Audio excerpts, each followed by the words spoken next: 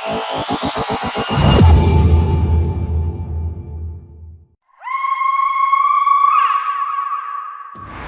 के जाने माने रईस हीराचंद और उनकी पत्नी सुजाता की चमचमाती महंगी कार बंगाल की एक पुरानी बस्ती की सुनसान गली में एक बेरौनक से पुराने मकान के बाहर आकर रुकती है। सुजाता, ये तुम मुझे किस जगह लेकर आई हो? ये तो कोई गरीबों की बस्ती लगती है। यहाँ ऐसा क्या है? हीराचंद के कुछ भी समझ में नहीं आ रहा था कि सुजाता उसे ऐसी अजीब सी जगह क्यों लाई है, जिस मकान में दिन में भी अंधेरा दिख रहा था और धुआं उठ रहा था। आप मेरे साथ अंदर चलिए, सब समझ जाएंगे।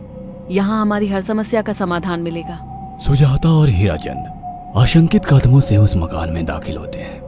तभी उन्हें किसी महिला की बाहरी आवाज सुनाई पड़ती है। चले आओ, चले आओ। हीराचंद ने देखा कि उस मकान के अंदर अंधेरा था। अचानक हीराचंद की निगाह एक कमरे की ओर पड़ी, जिसके अंदर हल्की हल्की सी रोशनी आ रही थी और उस कमरे के अंदर से धुआं उठ रहा था। शायद उस कमरे के अंदर आग जल रही थी। है? ये किसकी आवाज है? यहाँ इतना अंधेरा क्यों है और ये धुआं कैसे उठ रहा है? मेरा तो यहाँ दम घुट रहा है। सुजाता और हीराचंद धीरे धीरे कदमों से उस कमरे के अंदर चले गए। अंदर वाले कमरे में बिखरे बाल वाली एक खूबसूरत सी बूढ़ी औरत सामने जल रही आग में एक मुर्गी की गर्दन काटकर उसका खून गिरा रही थी और मुर्गी का शरीर छटपटा रहा था। ये देखकर सुजाता को उबकाई आने लगी। हीराचंद ने सुजाता की ओर देखकर कहा, तुम ही मुझे यहाँ लेकर आई हो और खुद ही घबरा रही हो। कौन है ये भयानक सी शक्ल वाली औरत और हम यहाँ क्यों आए हैं? अचानक उस औरत ने एक झटके में मुर्गे की गर्दन धड़ से अलग कर दी। ये देखकर सुजाता के मुंह से चीख निकल गई और सेठ हीराचंद भी सहम गया। वो बहुत डरावना नजारा था। ये अघोरात आई हैं। ये हमें अपनी काली तंत्र विद्या से संतान सुख प्रदान कर सकती हैं। इसलिए मैं आपको यहाँ लेकर आई हूँ। कैसी बात करती हो? जहाँ बड़े से बड़े डॉक्टर सफल नहीं हुए, वहाँ ये मामूली औरत क्या कर लेगी? हीराचंद की बात सुनकर अघोरी ताई ने गुस्से से हीराचंद की ओर देखकर कहा, नादान हीराचंद, काली विद्या में इतनी शक्ति है कि मरे को भी जिंदा कर दे। संतान पैदा कराना कौन सा मुश्किल है? तुम्हें मेरा नाम कैसे पता? क्या तुम सच में हमें संतान सुख दिला सकती हो? तुम जितनी दौलत मांगोगी मिल जाएगी, अगर ये संभव है तो। संतान का नाम सुनते ही हीराचंद की आंखों में चमक आ गई। वह संतान के लिए कुछ भी कर सकता था। तुम लोगों को मुझे एक नवजात शिशु लाकर देना होगा।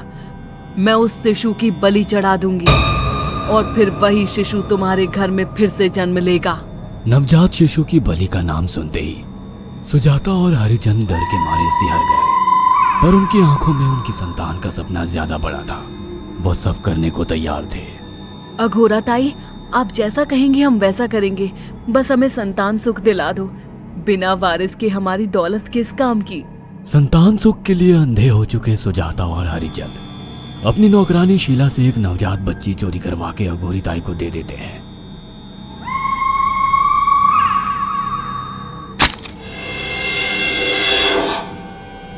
उस शिशु की बलि से सुजाता गर्भवती हो जाती है। देखा आपने अघोरा की तंत्र शक्ति? मुझे उस पर पूरा भरोसा था। चलो चलकर उन्हें धन्यवाद कहते हैं। हीराचंद और सुजाता अघोरा ताई के पास पहुंचते हैं। वो दोनों बहुत खुश थे और अघोरा पर उन्हें अंधविश्वास हो गया था। अघोरा ताई, आप महान तंत्रिका है। आपने वो चमत्कार कर दिखाया जो बड़े बड़े डॉक्टर नहीं कर सके। ये काली विद्या है बेटा। अगर तुम दोनों चाहो तो मैं इस विद्या से तुम दोनों को हमेशा के लिए जवान बना सकती हूँ। क्या सच में ऐसा संभव है? हाँ बिल्कुल, पर इसके लिए तुम्हें जवान लड़के और लड़कियों की बलि चढ़ानी होगी। तुम उन्हें यहाँ तक लाओ, बाकी मैं देख लूंगी। जवान रहने की लालच में अंधे सुजाता और हरिचंद एक अनाथ आश्रमों से हर रोज एक लड़की या लड़के को गोद लेने के बहाने अघोरी के पास बलि चढ़ाने ले जाने लगे। और एक दिन अघोरी ताई ने हीराचंद और सुजाता से इंसानी मांस खाने को कहा। पूरी तरह से इंसान से हैवान बन चुके अब वो दोनों इंसानी मांस खाने के लिए तैयार भी हो गए। ये गर्म खून और मांस खाकर तुम लोगों की उम्र भी बढ़ जाएगी। खाओ इसे। हाँ, सच में ये इंसानी मांस बड़ा स्वादिष्ट है। अघोरा ने अपनी बातों में फंसाकर सुजाता और हरिचंद को नरभक्षी बना दिया था। वो तीनों हर दिन बलि चढ़ाकर खून पीकर मांस खाने लगे। नौकरानी शीला भी नए शिकार लाने में उनकी मदद करती थी, मगर एक दिन शीला को शिकार नहीं मिला। मेम साहब, आज एक भी शिकार हाथ नहीं लगा और मैं बहुत थक गई हूँ और घर जाकर थोड़ा आराम करना चाहती हूँ। कोई बात नहीं शीला, एक छोटा सा काम है, तुम हमारे साथ चलो, लौटते में हम तुम्हें घर छोड़ देंगे। जी मेम साहब। शीला नहीं जानती थी कि शिकार नहीं मिलने से सुजाता और हरिचंद अंदर से बौखला गए थे और उनके दिमाग में एक शैतानी चाल चल रही थी। सुजाता, ये बेहोशी की दवा है। शीला के कार में बैठते ही तुम उसे सुंघा देना। आज हमें इसी की बलि देनी होगी।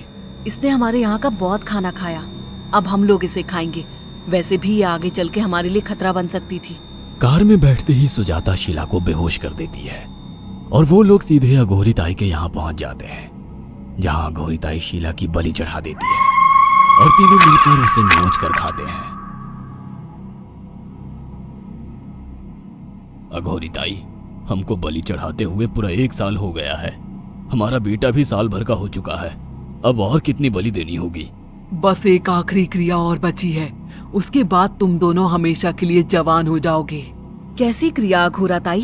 3 दिन बाद सूर्य ग्रहण है। हमें पास के घने जंगल में एक विशेष क्रिया करनी होगी। उसके बाद तुम लोग कभी बूढ़े नहीं होगे।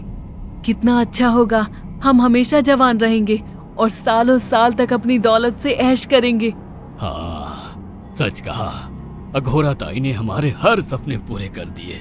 3 दिन बाद बंगाल के बियाबान जंगल में कोहरे और ओस से भीगे पेड़ों के बीच एक घने बरगद की बेलों पर कटे इंसानी सिर लटक रहे थे, जिसमें से खून टपक रहा था। काले जादू का सामान भी रखा था। कितनी भयानक जगह है ये, हर तरफ कटे हुए सर लटक रहे हैं। थोड़ी देर में सब समझ जाओगे। बैठ जाओ और मेरे साथ ये मंत्र दोहराओ। ओ, अघोरा, ये किन लोगों की कटी हुई गर्दनें हैं? आप यहाँ क्या करने वाली हो? हीराचंद की बात सुनकर अघोरा जोर जोर से हंसने लगी और उसने एक शैतानी हंसी हंसते हुए हीराचंद की ओर देखकर कहा, तुम जैसे ही लोगों ने अपनी इच्छाओं को पूरा करने के लिए इन लोगों की बलि चढ़वाई है और फायदा उठाया है। अब तुम दोनों आंखें बंद करके यहाँ बैठ जाओ और मेरे साथ मंत्रों को दोहराते जाओ। अघोरा ने सुजाता और हरिचंद को वशीकरण मंत्र और काले जादू के इस्तेमाल से सम्मोहित कर दिया और देखते ही देखते वो एक भयानक डायन में बदल गई और चीखती हुई बोली, अब मैं तुम दोनों की बलि चढ़ाकर अमर हो जाऊंगी, क्योंकि तुम लोगों ने 100 लोगों की बलि का खून पिया है। देखते ही देखते उस डायन ने फरसे से एक एक करके सुजाता और हरिचंद की गर्दन काटकर जल रही आग में बलि चढ़ा दी और उनका गर्म खून पीने लगी।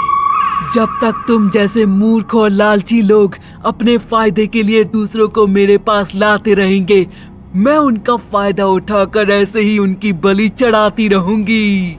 दरअसल अघोरा एक डायन थी और अपना स्वार्थ पूरा करने के लिए उसने हीराचंद और सुजाता की लालच का फायदा उठाकर उनकी भी बलि चढ़ा दी। बुरे काम का बुरा ही नतीजा मिलता है। अगर आपको हमारी ये कहानी पसंद आई हो तो इसे लाइक और शेयर करना ना भूलें। साथ ही ऐसी और नई कहानियों के अपडेट्स पाने के लिए हमारे चैनल अक्षु टीवी को जरूर सब्सक्राइब करें।